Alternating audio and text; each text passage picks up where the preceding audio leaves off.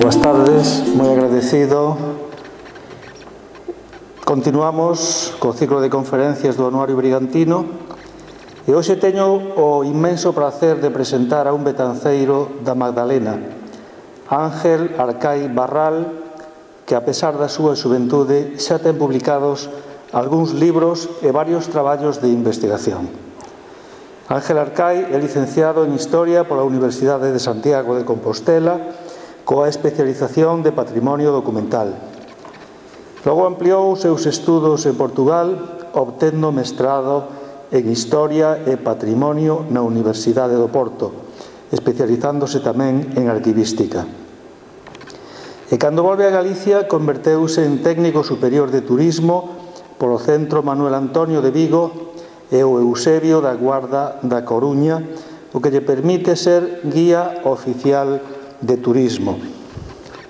A partir de aquí é técnico de turismo no Concello de Vimianzo dende o 2019 e guía particular en Betanzos e na empresa de Orballo de Paderne.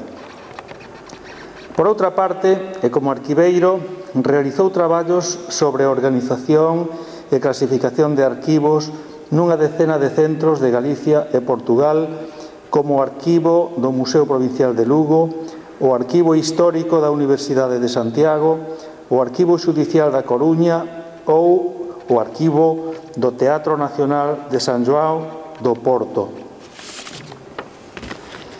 Toda esta trayectoria leva aparellada unha importante labor de investigación na que ten afondado sobre todo en dúas liñas, a da arquivística e a da historia local, onde é autor de 2 libros sobre o Parque do Pasatempo, dos que falará a continuación. Coordina con Daniel Lucas Teijeiro a revista digital Casa dos Espellos, axudou a editar o libro Octingenti, realizado pola imprenta Lugami, e ten publicados numerosos artigos sobre a historia de Betanzos. No Anuario Brigantino 2018 publicou o traballo titulado O Arquivo Fotográfico da Magdalena e da Condomiña, Memoria Visual dos Arrabaldes. No Anuario 2019 o titulado Que é o Parque do Pasatempo, Arte, Capricho e Iniciación, e no Anuario Brigantino 2020, que se presentará en setembro, tamén estará presente con outro traballo sobre historia de Betanzos. A súa conferencia de hoxe ten por título Que é o Parque do Pasatempo, Arte, Capricho e Iniciación. Ten a palabra Ángel Arcai.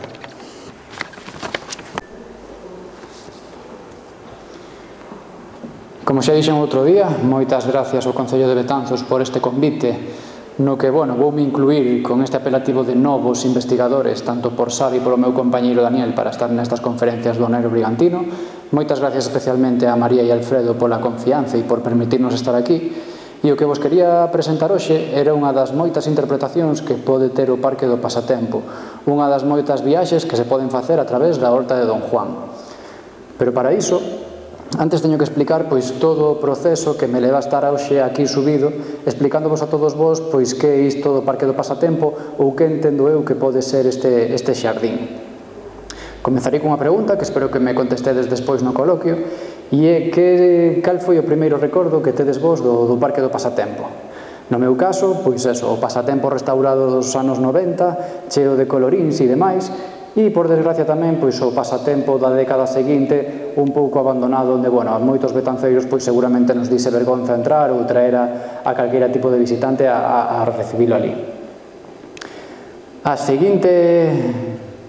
O seguinte paso, a seguinte imaxe que teño xa do xardín, ten que ver con José Souto, que creou no ano 2013 o blog do Parque do Pasatempo, e no que empezou a volcar un pouco todo o que se sabía hasta ese momento do xardín dos García Naveira. El, lendo a través do libro do Capricho dun Indiano e con todo o que lle íbamos aportando diferentes veciños de Betanzos, empezou a crear un sitio na web no que iba almacenando toda a información da que se podía coñecer a través da rede. Neste caso, houve un punto de inflexión importante que foi o que na Asociación de Amigos do Parque do Pasatempo chamamos a caída do muro, que non é o de Berlín, é o do estanque da Gruta, E foi un pouco onde nos empezamos a poñer cara uns e outros, a coñecernos e a sacar adiante accións como a que vedes aquí, que sería a solicitude do Parque do Pasatempo como a ben de interese cultural ao tempo que tamén o facía o Concello de Betanzos. Neste caso, a decisión de presentar a solicitude de Vic naceu nunha charla anterior na Libraría Biblos, onde o director da restauración dos anos 90 e José Souto explicaron un pouco a historia do xardín. Para redactar esta solicitude tivemos que poñernos un pouco ao día con toda a bibliografía que había sobre o pasatempo, e non era só a obra do Capricho dun indiano, que pode ser o libro máis coñecido, sino que había un libro tamén de lucha e homenaje de los hermanos lucha e generosidade de los hermanos García Naveira, que se presenta no 50 aniversario da morte de Juan García Naveira en 1983, o libro de Memorias dun viaje improvisado de Rogelio Borondo, que narra unha viaxe por Europa de Rogelio cos irmáns García Naveira, e todas aquelas investigacións que xa aparecían no Anuario Brigantino relativas, pois neste caso, a Horta de Don Juan. Dende a asociación comenzamos en febreiro de 2017 a facer unha serie de actividades que tratasen de difundir e de poñer en coñecemento, sobre todo dos máis novos, que era todo o que agochaba este rincón. Recordo, por exemplo, ter feito visitas guiadas, lerlle libros aos nenos, facer xornadas artísticas, participar das balconadas de Betanzos cun traballo propio. Hai xente que foi a facer yoga, xente que foi ao picnic, hai visitas guiadas, hai un pouco de todo. Un dos proxectos dos que quizáis estou máis orgulloso sería a revista Casa dos Espellos, que é unha publicación que se foi facendo a través da xente que, perdía o seu tempo no seu día a día en investigar o Parque do Pasatempo. Neste caso, levamos publicados 3 números, está a piques de sair o cuarto, e para que vos fagades unha idea, o primeiro número tiña unha media de idade nos seus participantes, nos investigadores, de apenas 24 anos. Toda esta xente, sobre todo ligada a Betanzos, relacionada con Betanzos, que, iba facendo diferentes investigacións de diferentes puntos de vista para tratar de coñecer o Parque do Pasatempo e o seu significado. De feito, o nome, que fai relación á Casa dos Espellos que había no antigo xardín, xoga un pouco con todos esos puntos de vista. Si recordades, no Parque do Pasatempo, cando entrabades na Casa dos Espellos estaba completamente cuberta de espellos cóncavos e convexos que nos ofrecía unha realidade un pouco deformada do que veíamos ali. Pois neste caso a revista busca facer un pouco o mesmo, a través desta publicación chegar ao parque dende diferentes puntos de vista e dende diferentes reflexións. Que significa o Parque do Pasatempo?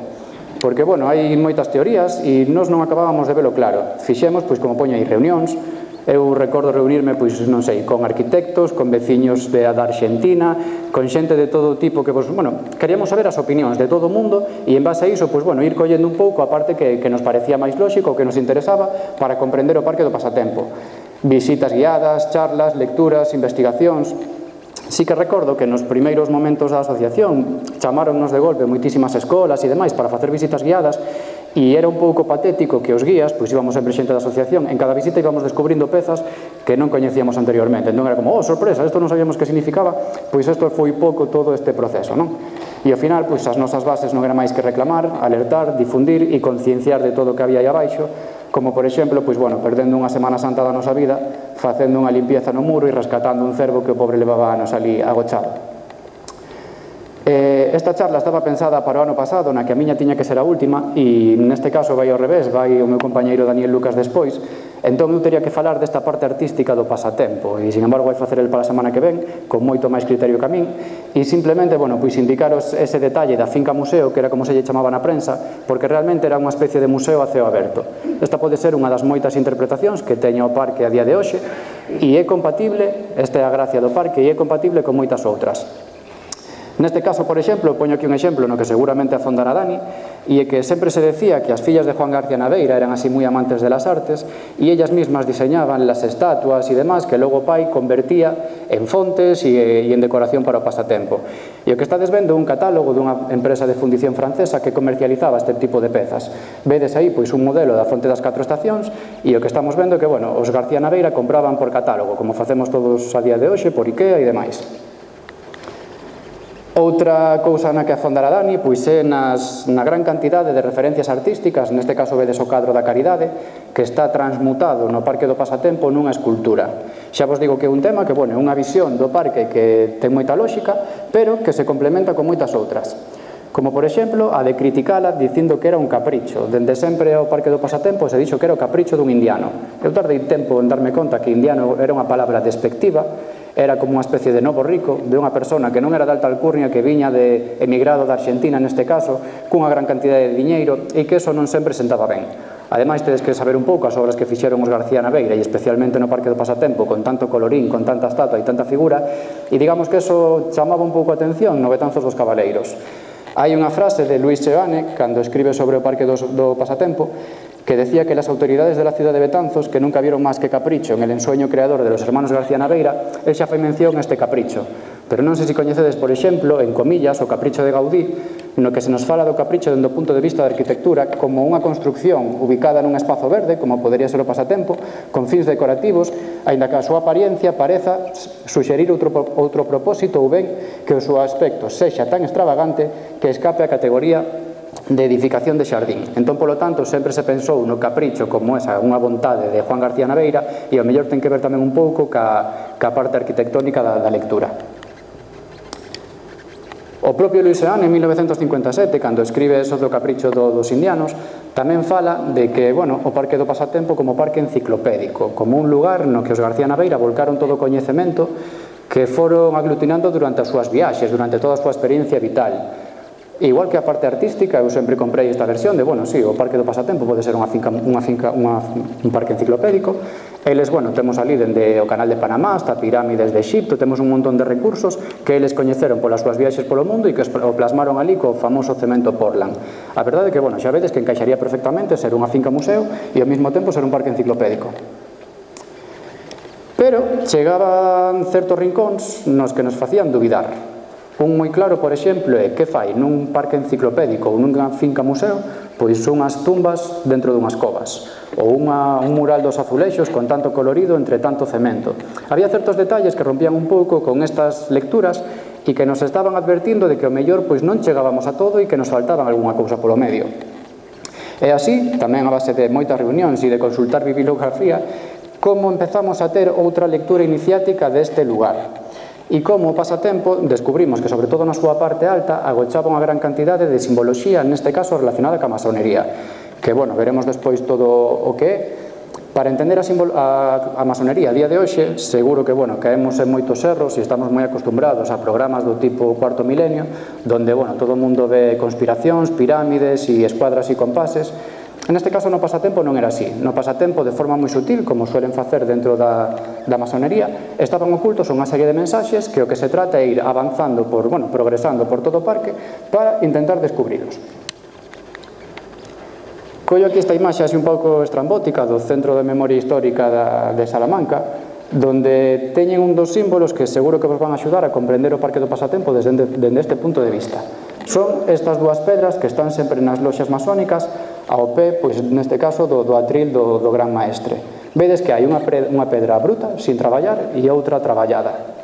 Este vai ser un pouco a simboloxía que van a empregar en todo o Pasatempo e que van a tratar de facer con nós un pequeno experimento, e que vamos a entrar todos no parque sendo unha pedra bruta, sin traballar, e teremos que sair pois máis ou menos xa cunhas aristas definidas e cunha progresión personal que ao final era un pouco o que buscaba este tipo de movimentos. Hai quen di que a masonería é unha escola de formación personal e, bueno, hai unha frase moi sinxela e é que esta xente o que busca é mellorar o cidadán para que eso logo revirta na sociedade. A verdade é que non parecía nada descabellado, foi un movimento que no seu momento pois tuvo moita importancia e no que, polo menos nós, non temos constancia a día de hoxe, aínda que sí que xa houve investigadores anteriormente que o intentaron.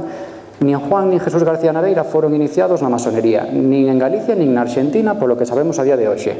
Como sabedes, todo isto pode cambiar porque temos moi pouquiña información dos dous irmáns e especialmente do Parque do Pasatempo, así que ao mellor calqueira día levamos unha sorpresa. Hai un investigador que se chama Ferrer Benimeli, que é como principal investigador da masonería en España, e ele explica o que non é a masonería, dicindo que non é un partido político, non é un sindicato, non é unha religión, nin tampouco unha secta, nin tan sequera na actualidade pode ser considerada unha sociedade segreda. Escribía isto fai máis de 30 anos e, bueno, que vos decía, hai sobre todo varios períodos na historia da masonería e un punto de inflexión no caso de España pode ser a partir de 1936, cando que a Guerra Civil pois empeza a vincular toda esa conspiración judeo-masónica, non, pois con este tipo de movimentos. Xulgase a moitísima xente que o mellor non pertenecía a masonería, pero bueno, foron xulgados como tal. A día de hoxe podede recuperar toda esa información no Centro de Memoria Histórica de Salamanca. E para o caso Betanceiro, que é unha cousa que sí que incluín no artigo que está publicado xa no Anuario Brigantino, pois bueno, se fixeron expedientes de moitos veciños sin que tan sequera moitos pois tivesen pasado por dentro da orde. Hai outro investigador, neste caso medio veciño betanceiro, que é Alberto Balín Fernández, e el tamén estudiou a masonería, e sobre todo a masonería galega, e define moi ben que era a masonería da época na que se está construindo o Parque do Pasatempo. E o define, bueno, pois como la historia dunha élite social bastante bien definida. El explica que Galicia naquel momento pois era un grupo sobre todo de campesiñado e demais, onde había unhas élites burguesas que buscaban un medio de sociabilización. Entón, bueno, pois que mellor que ter unha sociedade segreda na que só se reunían os homes cos seus símbolos, cas súas claves e cunha linguaxe que máis ou menos pois só eles entendían. Foi por eso que tivo un boom moi importante entre finais do século XIX e principios do XX, sobre todo hasta a chegada da Segunda República e no caso do golpe do Estado, onde se lles empeza a culpar un pouco de todos os males do país.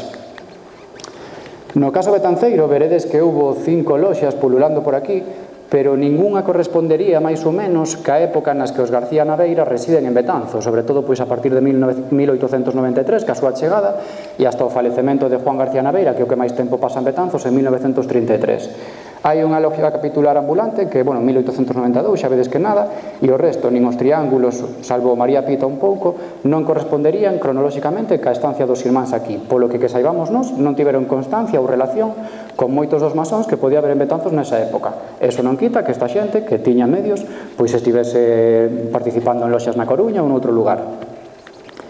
Quixera facer aquí un alto no camiño para presentar, por exemplo, un masón betanceiro que sí que tivo bastante impacto en todo o mundo. Tivo unha biografía así un pouco extraña, porque casi que iban votando de todos os sitios, emigrou a Francia, logo a Portugal, acabou en América, ali fundou o Partido Socialista en Uruguai, foi masón, dedicábase a facer viaxes ao interior da América para difundir a palabra da masonería e do socialismo, e ten unha cita que esta que está aquí abaixo, que, bueno, eu creo que é das miñas citas favoritas, e tiña que metela hoxe, ainda que fose con calzador, sobre todo con eso de haced luz, mucha luz, que ilumine o que abrase. Para entender un pouco que pinta a masonería no Parque do Pasatempo, teño 4 ideas aquí moi básicas, que era, bueno, pois a súa ligazón cos movementos educativos da época. Moitos dos indianos, sobre todo os indianos que volvían de América naquel momento, que podían ter certa relación con esta xente, se preocuparon un pouco da educación dos que menos tiñan. Creo que cae de caixón o caso dos García Naveira, de axudar o que menos ten. Incluso había un veciño aquí betanceiro que escribiu sobre Juan García Naveira unha cousa así de que, bueno, el daba sin preocupar, el decía, debía de ser masón porque daba a mans cheas sin preocuparse, pois, nin sequera de demostrarse detrás de toda esa axuda. Outra cuestión especial para entender o parque é a transmisión do coñecemento a través do simbolismo, que require ter un coñecemento previo.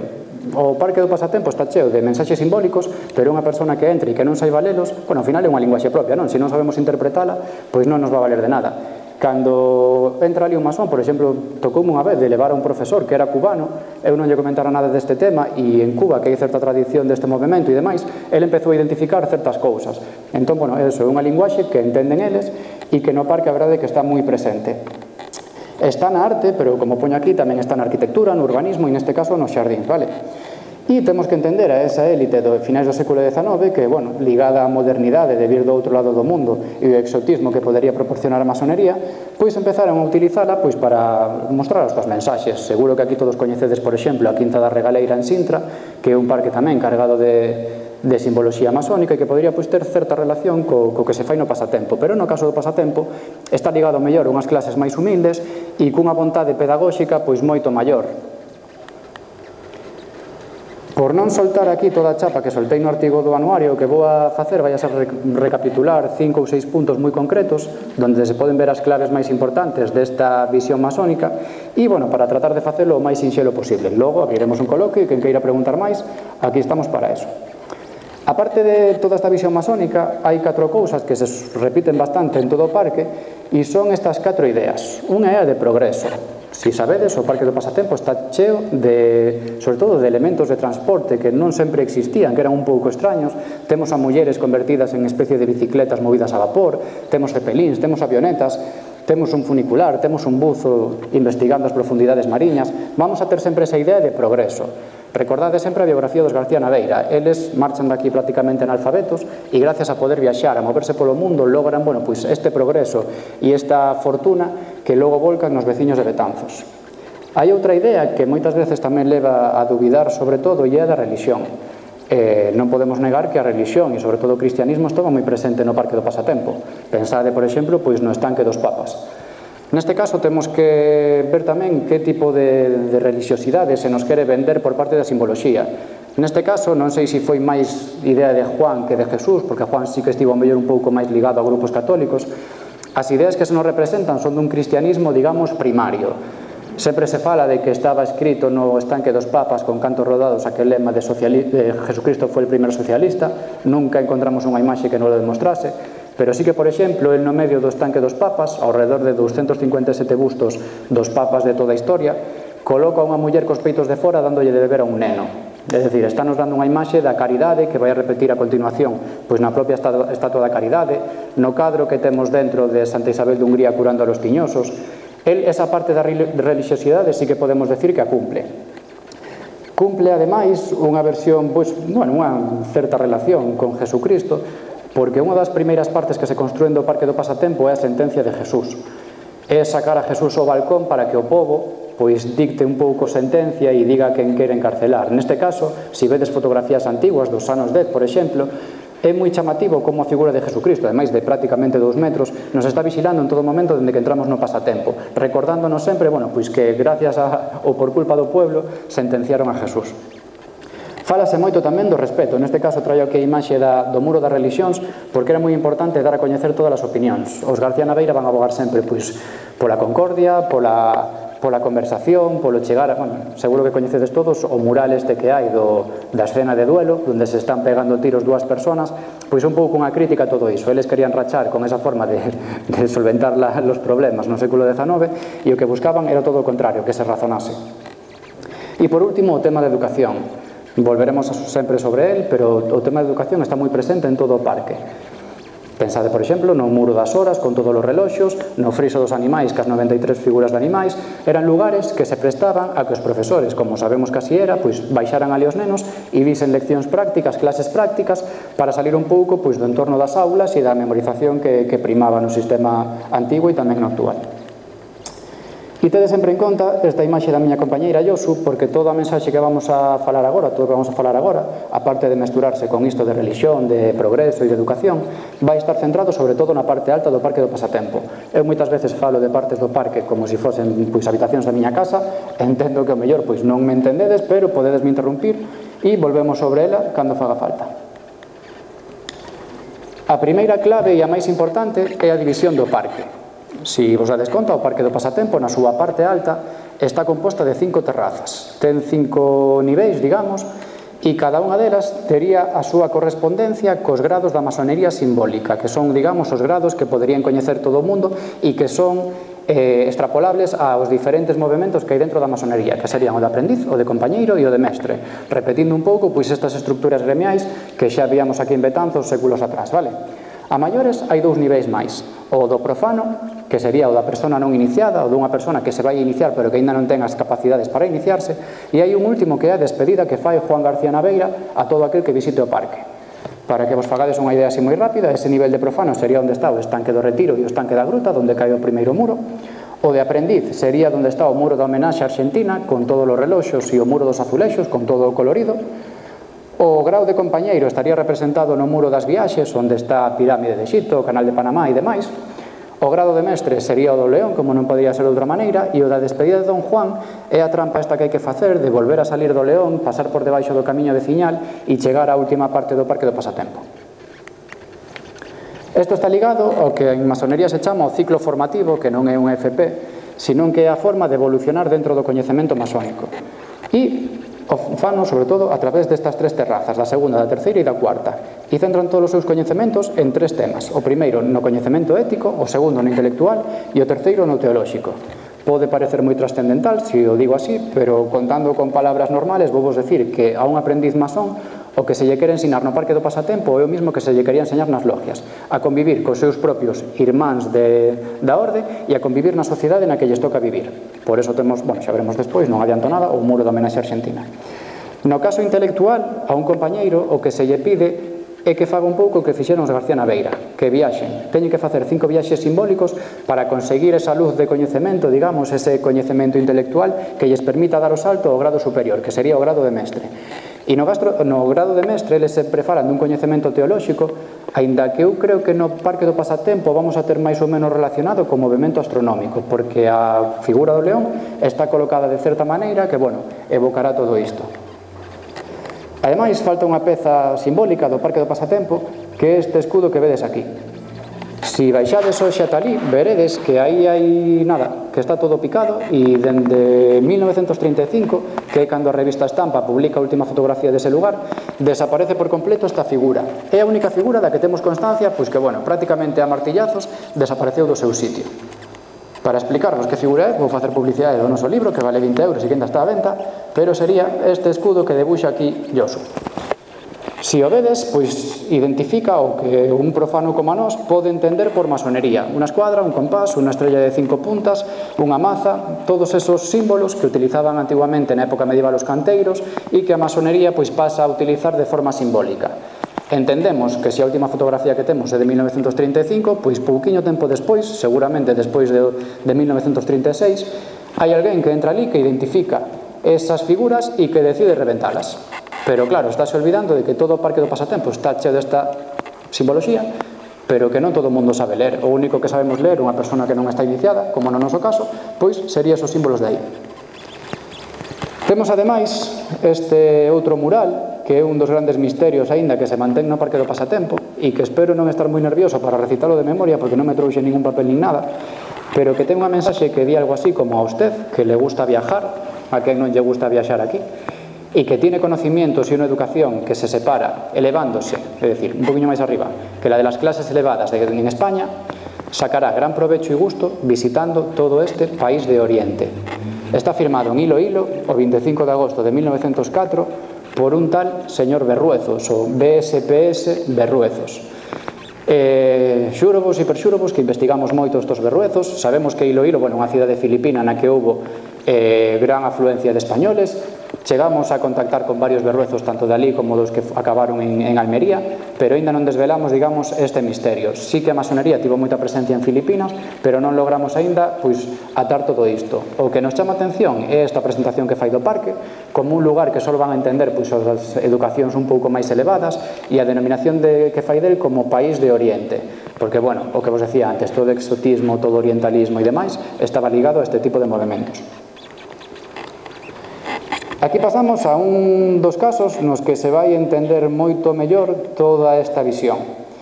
Non sei se sabíades que as covas do Pasatempo da parte alta son un único conducto. Moitas veces entramos por arriba ou entramos por abaixo e demais. O que nós non sabíamos sequera hasta que un par de compañeiros arriscaron a entrar é que todas elas estaban ligadas. E dentro delas hai un percorrido que se repite tamén na masonería. Na masonería, cando un profano, cando unha persona que non está iniciada quere adentrarse na orden, o que fan con ele é unha especie de entrevista previa para ver se está preparado, con unha serie de rituais e demais, pero o que fan é metelo nunha cámara de reflexión, nunha habitación, cun maestro masón que lle vai a preguntar un pouco pois pola trascendencia da vida. Ainda que vos pareza mentira, ese mismo viaxe temos que facelo no Parque do Pasatempo. E aquí van a aparecer moitas das simboloxías que non nos pegaban nada pois nesa finalidade enciclopédica, educativa ou museística, vale? Non se ve moi ben, pero bueno, a entrada sería por este número 6, teríamos que facer toda unha curva hasta salir no nivel de aprendiz. Igual que na masonería normal, quen entra na cámara de reflexión entra como profano e sai como aprendiz. Aquí vamos a entrar nas covas do Pasatempo como profano, dende o nivel de profano, e vamos a salir no piso de arriba xa como aprendiz. Coñecedes este lugar? Saberíades identificar cal é a do Pasatempo? Examen sorpresa. Sí, todos teñen moito que ver, de feito, para que vexades un pouco como son os símbolos do Pasatempo e todas as teorías que poden ter. Esta de aquí arriba, a primeira, é o Café El Infierno, que estaba en París, e que gracias a Rogelio Borondo, que un día estaba neste mesmo edificio tomando uns viños, saliu pola porta, encontrouse a Juan e a Jesús García Naveira, que o convenceron para ir de viaxe por toda Europa. El deixou escrito que visitaron, pois, por exemplo, o Café do Inferno en París, onde beberon, pois, non sei se sangre del diablo e outras cousas. Esta sería a súa fachada. Temos aquí o Parque dos Monstros de Bomarzo, con outra posible entrada aos infernos, outra boca de Hades que foi, como sempre se lle chamou, a boca de Hades do Pasatempo, que sería esta que temos aquí. Isto é do ano 86, creo, esta fotografía, polo tanto, bueno, xa non tería agora esta peluca o pobre Hades, pero sería un pouco, pois, a entrada aos nosos infernos. E se vos fijades, nunca nos decatáramos dunha cousa, e é que non é unha boca de inferno calqueira, sino que ten corpo de animal mariño. E aquí entra outra teoría máis, porque o Pasatempo tamén está xogando moitas veces cas mensaxes bíblicas. E sería esta boca de inferno. Coñecedes a Jonás? Sabedes o que lle pasou cando o tragou a balea? El pasa uns días ali metido e renace, non? Tempo despois, cando consigue sair do vientre da balea. Pois no noso caso pasará un pouquiño similar. Entraremos pola boca da balea e sairemos renacidos xa no grado seguinte, no grado de aprendiz. Por eso vos decía que un masón entra na cámara de reflexión e sai convertido. Pois neste caso teríamos que entrar pola boca do inferno ou pola boca, neste caso, da balea de Jonás e saleríamos reconvertidos no nivel superior. Antiguamente, agora xa non se ven, existiría unha serie de posadeiras, como hai tamén no estanque do Retiro do Pasatempo, para ir saltando e dende aí poder acceder. Arnau, creo que este é o teu fillo, estarás cansado de ver esta foto, pero eu creo que é a única que temos que aínda é visible a lingua e que se pode entrar. Por aí teríamos que entrar todos nós, sin caer sempre nas tentacións que se nos van poñendo no noso paso, porque, bueno, esta parte baixa do Pasatempo, aparte de ser a máis oscura, porque tería que estar cuberta de vegetación, como vemos nas postais do Pasatempo, tamén está cuberta de animais salvaxes, de mulleres espidas. Vades a encontrar, se vos dades conta no estanque do Retiro, saltando polas pasadeiras, vades a ver que hai varios corpos de mulleres desnudas, vai a velo tamén no estanque da Gruta, e teredes que entrar, pois, por esa lengüiña na que estaba o fillo de Arnau e adentrarse nas covas para intentar chegar á cámara de reflexión. O primeiro que se nos vai aparecer vai ser este señor, que, bueno, o que non morra do susto seguirá para adiante. Podedes ver aínda as figuras dos animais, neste caso co ollo, ca boca e demais, e poderedes ver dous cadaleitos que creo que Erias e Veiga tiñan explicado que baixaran de espenuca, non? E que acabaran colocados dentro do Parque do Pasatempo. Neste caso, non teño unha foto en sí da propia cámara de reflexión, o que teño un grupo que guiei unha vez e que lles fixen unha mala foto ali dentro, pero para que vexades que é unha habitación que ao mellor ten, pois, como 2 metros de ancho por outros 2 de largo, e no que teríamos que ser recibidos polos maestros que estarían tumbados nesas tumbas antropomórficas e entrar con eles a ter esa entrevista para poder salir, pois, renacidos no nivel seguinte. Isto sería, pois, a mesa que, bueno, o sillón que temos a día de hoxe, siga vendo animais e demais, neste caso hai pintadas, pero, bueno, para que saibades un pouco a finalidade que tería este lugar. E por último, a salida sería, se vos dades conta, esta entrada ás covas que hai aquí. Se saídes por esta portiña, va a desaparecer xusto aquí, renacido xa no nivel de aprendiz, é dicir, acabades de abandonar o nivel profano, xa non sodes unha persona non iniciada e pasades a formar parte do nivel de aprendiz da masonería. Neste nivel de aquí, que empeza con este muro da Argentina, o que vos decía antes, temos que aprender a facer dúas cousas, a convivir ca nosa sociedade e a convivir cos irmáns da loxa. Neste caso, a sociedade que escolleron os García Naveira non foi Betanzos, sino que foi Argentina, cunha serie de decoracións que nos van a recordar sempre, pois non sei se recordades que por aquí arriba estaban todos os bustos dos primeiros presidentes da Argentina.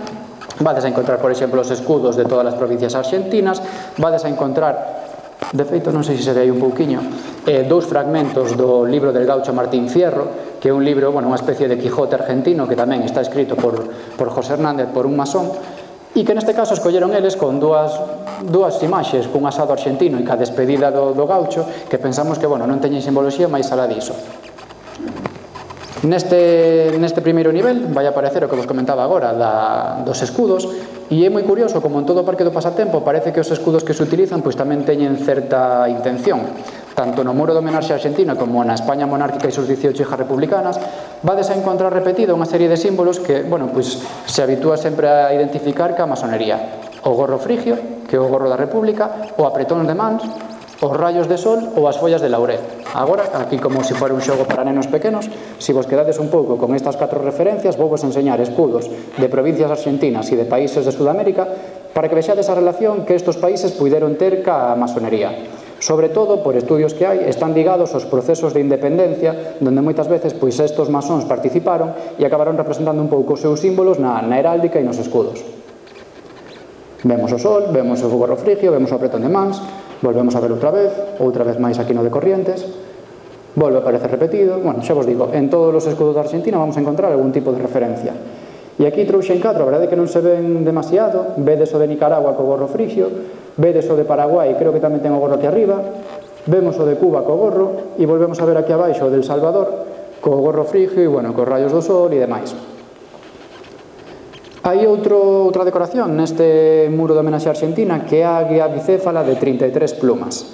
Chegamos a este símbolo gracias a Bernardino Machado, que foi un presidente da República Portuguesa, que se tivo que exiliar en Galicia un par de veces, e que el máis alá desos 3 grados que vos decía, de aprendiz, de compañeiro e de mestre, chegou o que chaman a masonería de altos grados. Hai hasta 33 grados masónicos, e o grado 33 está simbolizado por esta águia de 33 plumas e bicéfala, que vos diredes, pero no pasatempo non hai ninguna águia bicéfala.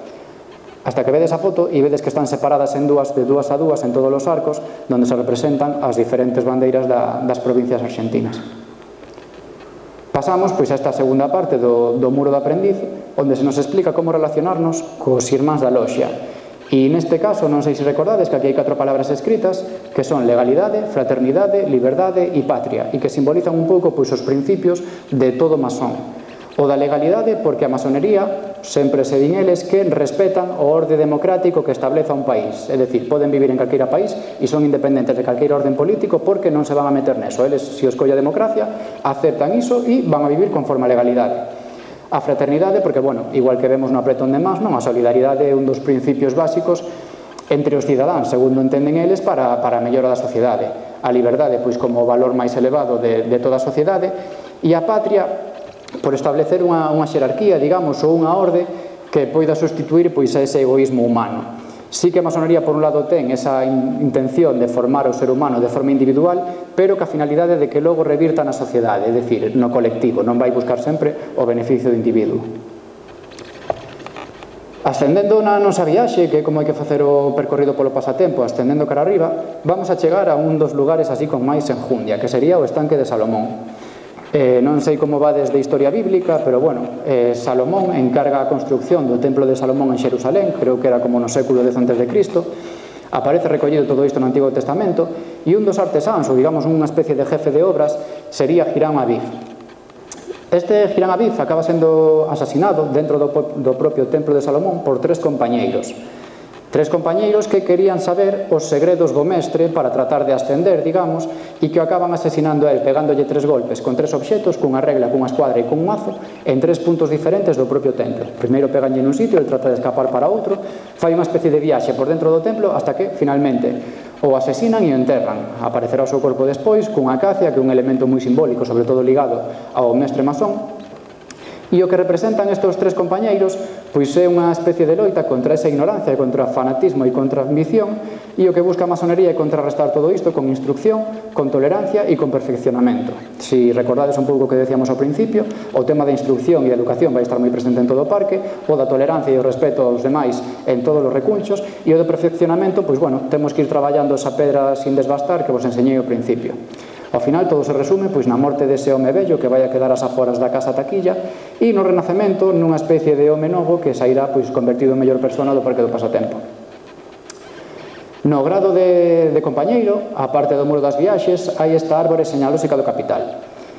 Mais alá de como se fixeron ricos os irmáns ou como conseguiron a súa fortuna, aquí aparecen representadas diferentes palabras, pois rectitud, voluntad, ahorro. Para a masonería, sobre todo para a masonería especulativa, hai que facer unha pequena diferencia. A masonería operativa sería a masonería medieval, donde os masóns pois ainda eran esos canteiros que traballaban nas catedrais, mentres que a masonería especulativa é a que xa non traballa nese tipo de obras, xa empezan a ser pois profesionais liberais e demais, e utilizan todas esas ferramentas de canteiro de forma simbólica. Pois neste caso, todos os teoremas que deixa aquí escritos o Ismás García Naveira terán a súa correspondencia ca ferramenta. Cando vemos rectitud é que están falando de plomada, cando vemos voluntad, para eles o interpretan como mazo, xa vos digo que eles teñen a súa particular lectura, e sempre poñemos tamén de exemplo que non nos centemos únicamente en conseguir o capital con todo isto, porque sempre pasamos por alto pois a figura de Eros e Psique. Mais alá desa búsqueda do capital deshumanizada prácticamente que nos enseñan neste mural, o que se nos está pedindo por encima de todo é que con cabeza e con corazón será como logremos ese éxito que andamos buscando de forma desesperada. No muro das viaxes que vos comentaba antes está pois o coñecemento intelectual que ten que conseguir todo compañeiro. Para conseguir pois esa luz da maestría ten que realizar 5 viaxes simbólicos. Por favor, poñedevos a contar. Canal de Panamá, a mezquita de Mohamed Ali, a viaxe a Egipto que fan os propios irmáns e a muralla china. Temos 4. Falta un 5º viaxe simbólico que deberíamos de atopar para poder ascender ao seguinte nivel, que sería pois no que está asomando o propio león aí arriba. E non sei se vos fijades que todos os murais están separados por unhos troncos que neste caso é dunha especie moi concreta que é o cedro libanés. Se volvedes a ler a Biblia, que é algo que tedes que facer, veredes que a Hirán Abif, o que falábamos antes del, mandanlle construir o templo de Salomón con este tipo de material. E o que temos aquí, aparte das 5 viaxes, pois son 5 grandes obras de enxeñería non da historia, pois o canal de Panamá, que prácticamente revoluciona o transporte marítimo. Temos a mezquita de Mohamed Ali, que, bueno, por dimensión ser impresionante, sigue sendo impresionante. As pirámides de Egipto, que hasta nos meten as medidas aquí, e a propia muralla china. A maiores diso, pois, o volume do templo de Salomón, tal e como se narra na Biblia, pois debía ser algo tamén impresionante. Hai algún estudio publicado no Anuario Brigantino que refire que o Parque do Pasatempo non pode ser masónico porque non ten un pozo iniciático. E basan todo o seu estudio niso, en plan, non ten pozo, non pode ser masónico.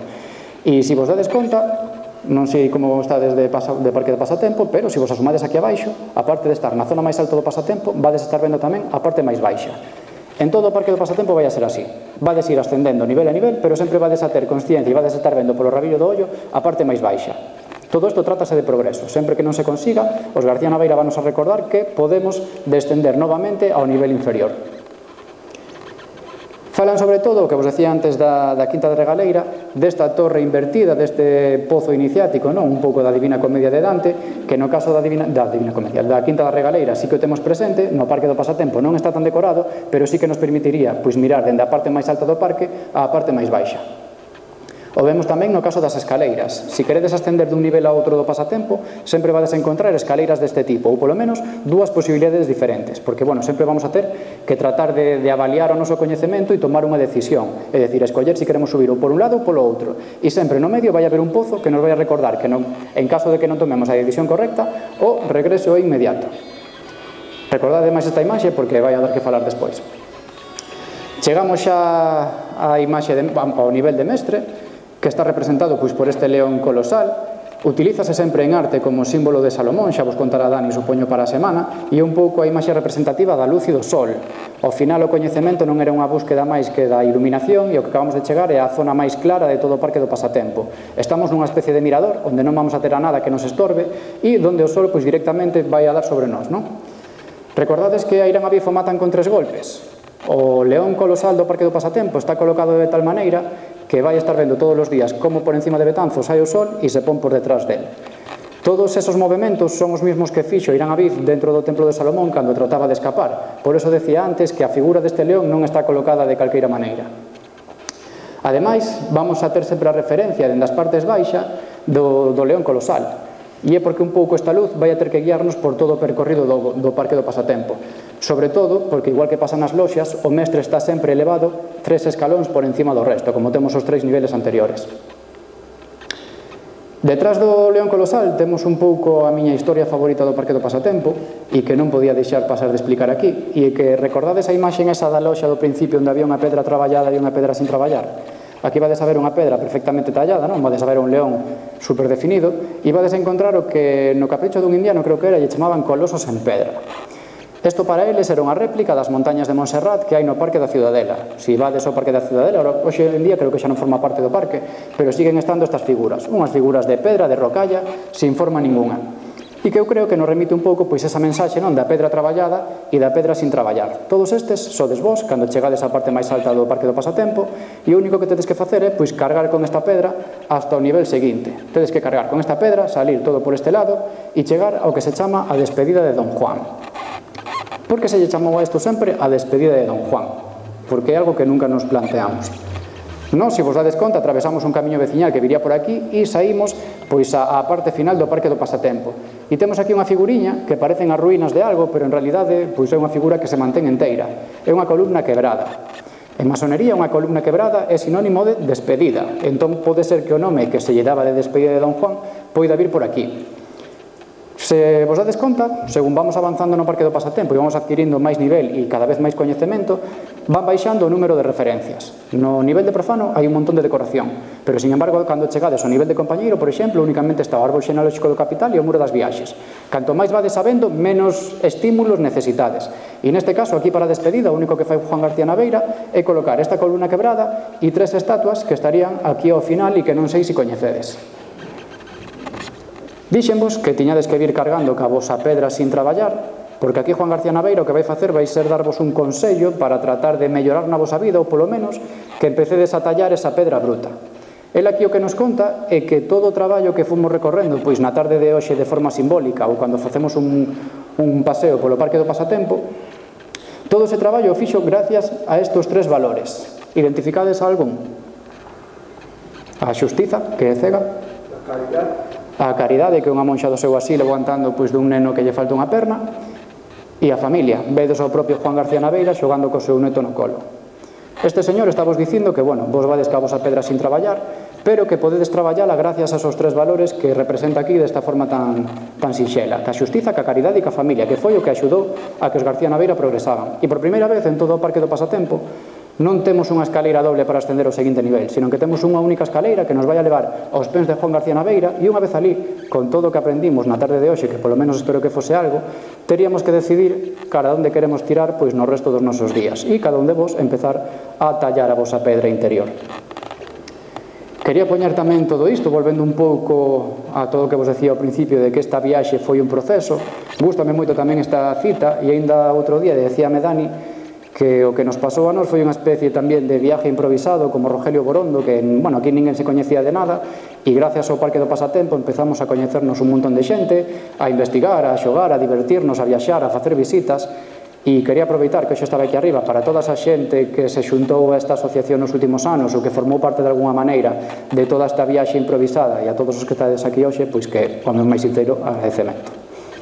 E aquí remataría a miña charla, espero que teñades algunha pregunta.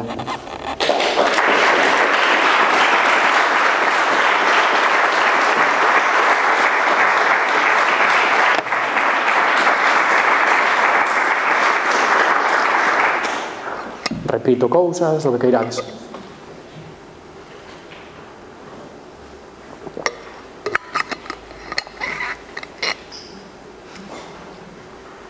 Así que, bueno, o de que non conseguiste documentar os que eran metidos na masonería, pero, a ver, a ti que che parece? Que seguro que pode ser... Antes falábamos de Alberto Balín Fernández, que é un investigador medio betanceiro, que é profesor na Universidade de Vigo, e ele estudiou sempre a historia da masonería galega e contactou directamente ca arquiveira da loxa masónica da Arxentina para que investigase este tema. E tras varios anos a resposta foi que non había nada deles. Ali. Aquí, na documentación que hai no Centro da Memoria Histórica de Salamanca, tampouco hai nada relativo a eles. E outra das posibilidades que se dan sempre e que dan sobre todo dende as loxas masónicas é que non tiñan por que estar iniciados para formar parte, digamos, como simpatizante destas loxas masónicas, para apropiarse da súa simboloxía, ou ao mellor, pois, porque era a forma de divertirse deles. Eles, ao mellor, aquí sí que tiñan amizades masonas, e o que aproveitaban era un pouco, pois, toda esa simboloxía para decorar o Parque do Pasatempo. Non se contempla, entonces, que se perdera a documentación ou que como da guerra, por represión... Tedes que ter en conta que, bueno, falamos outro día, nós non temos o arquivo familiar dos García Naveira, nós non temos ningún arquivo privado deles, non se conserva ningún arquivo de casi ninguna das súas obras, únicamente do das escolas e o asilo García Irmáns, que está aquí no arquivo municipal. Todo iso desapareceu. E, bueno, ou desapareceu, ou ten alguén na casa, ou non se sabe onde está. Recordade, por exemplo, que non hai ningún plano do Parque do Pasatempo, de como se fixo o Parque do Pasatempo. Hai unha testemunha de Vales Villamarín que cando era xornalista visita o asilo e as escolas García Irmáns e se encontra Juan García Naveira ali a pé de obra sentado nunha silla dirixindo as obras. Pero realmente non sabemos se esta xente tiña coñecemento para facer unha obra sobre todo como do Parque do Pasatempo, que é desmontar o val dunha montaña, tapar toda unha zona de xunqueira e de marismas e logo empezar a construir unhas covas artificiais e demais. Todo iso, no momento en que saia a luz esa documentación, se é que existe, pois o mellor podemos dicir que non tiñamos nin puta idea de todo o que falamos, que non tiñamos razón e que se vai todo o tacho.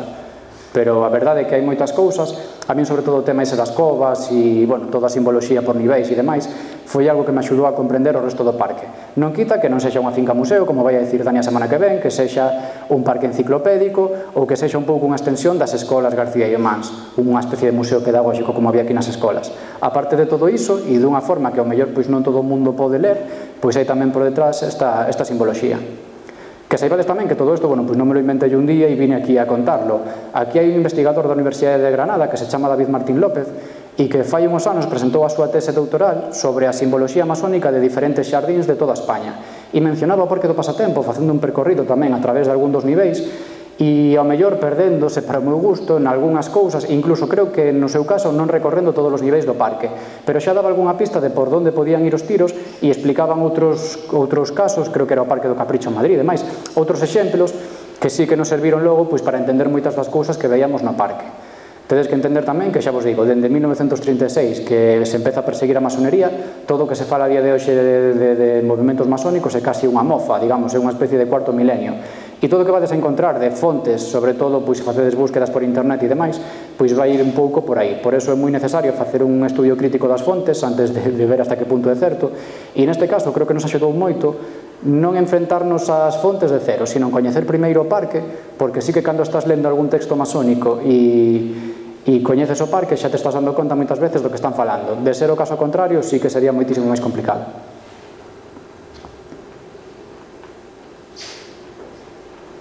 A ver, vamos a ver, yo creo personalmente que don Juan era algo mucho más que un simpatizante, un amigo de cuatro masones. Yo creo que estaba en un grado muy alto. Un señor que en la puerta de su casa, en el portal de su casa, la casa que tiene aquí, tiene dos columnas para subir en la escalerita de la entrada.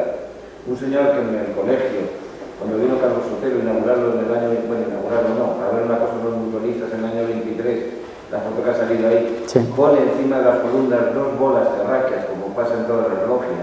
Temos no Museo das Mariñas unha cimera masónica que ven das escolas. La cimera, que eso a mí me lo contó Alfredo, la cimera de la bandera de las escuelas tiene un compás, tiene una escuadra, tiene hojas de hiedra, tiene un montón de simbología, o sea, y luego hay más cosas. En el parque hay muchas cosas que Ángel no ha contado, pero que existen. Hay cosas que incluso hasta dudamos porque las hicieron. Por ejemplo, están los presidentes argentinos, todos los primeros. La gran mayoría de ellos eran masones. La gran mayoría de los presidentes que estaban en los países que se liberaron de España eran masones. Y de hecho los masones españoles les ayudaban con dinero y con armas. Entonces, toda esta gente de Argentina, curiosamente, todos los que hay en el parque tienen con sus nombres. Pues curiosamente, dos o tres que no eran masones están mal escritos el nombre. Eso pode ser coincidencia. ¿Quién porras podría saberlo?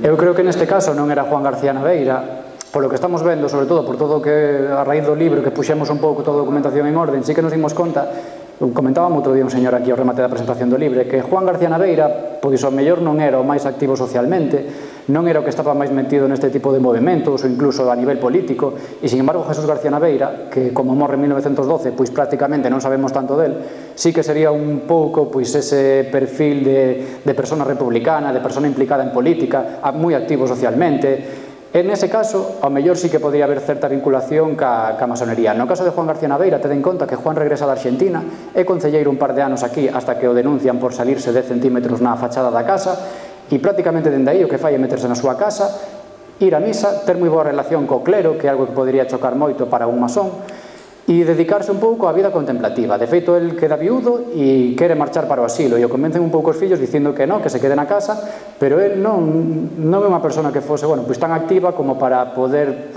non sei, ser consecuente con todo o que aquí está contando. E, sin embargo, o pouco que sabemos da biografía de Jesús García Naveira sí que encaixaría moito máis con todo isto.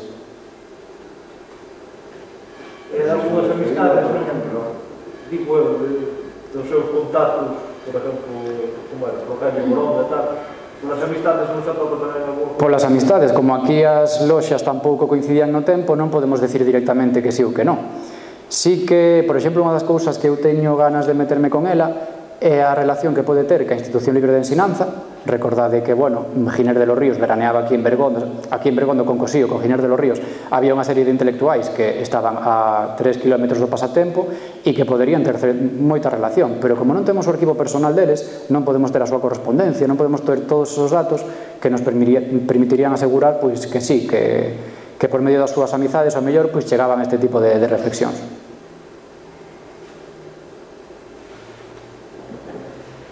Alguén que non o vexa, que non se crea isto ou que queira contar outra cousa? Y algo más que viene a decirnos que sí que lo era es el detalle de que en el epitafio las tres figuras, bueno, hay tres figuras, el número 3, que en masonería tiene mucha simbología, las tres figuras forman un triángulo que también tiene simbología y hay un montón por toda la escalera, igual que en el resto del parque y en muchos sitios más donde están aquí los papas, de compases y escuadras. Xa vos dixen que metí aquí as claves que me parecen máis importantes, logo hai un montón de cousas que, bueno, xa hai que estar moi convencido para velo. Eu eso de, bueno, si son triángulos, son tal, números, se buscades agora mesmo en Google a simbología masónica del 1, del 2, del 3, del 4, del 5 e del 6, van ter explicación para todo. Que teñan certa mensaxe ou certa consistencia, é o que vin, é o que presento no traballo do anuario e o que presento hoxe aquí son un pouco as claves máis destacadas. Sí que quedaron cousas fora, quedan, pois, por exemplo, todos tedes na mente seguro o sacrificio de Tupac Amaru, todo ese tipo de movimentos, tamén ten certa explicación simbólica detrás. Temos o da Paz por el Arbitraje, que é un congreso que organiza movimentos masónicos, socialistas, comunistas e demais a prol dos tratados de paz antes da Gran Guerra. Hai outra serie de detalles que sí, e logo hai outros moitos, claro, que se xa vas co prisma de tiene que ser todo masónico, pois vas a encontrar todo, igual que si temos que ver se todo fose, pois non sei, ultraortodoxo, seguramente pois tamén encontrásemos algunha justificación.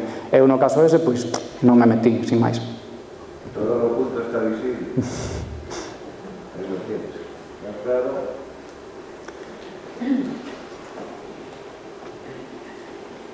Pois nada, se non hai ninguna pregunta máis, moitas gracias a todos por vir e hasta a semana seguinte, que vai a valer moita pena.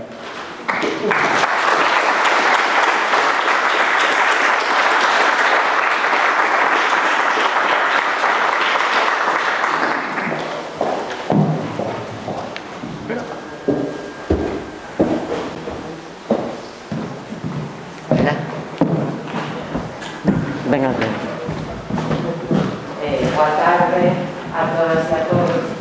Decía o xoves pasado, ao rematar a conferencia de Sara Fraga, que para min era unha satisfacción que fora unha betanceira xoven sobradamente preparada, como se solía decir, pois hoxe, de novo, un betanceiro xoven, en la que vou a confesar que hoxe un pelín menos xoven porque está de aniversario, parabéns, por outras cuestións que non veñen ao caso. Para min é unha enorme satisfacción e un orgullo agradecerche, Ángel, esta magnífica conferencia, que nos ilumines, como decía esa frase que che gustaba, cada vez que falas, sobre todo do pasatempo, aunque abrases, sí, e a veces abrazas, pero sobre todo esta a finalidade dese nome do Concello. Isto é para ti.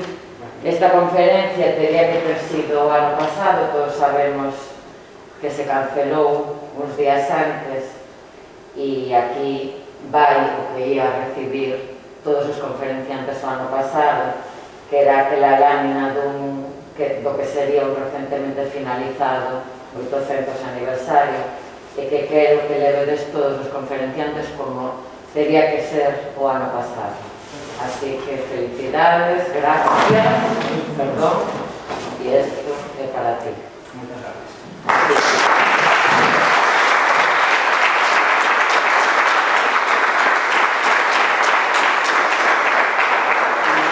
Ata o xoves que ven, como decía él, na terceira conferencia deste ciclo, que será a de Daniel Teijeiro.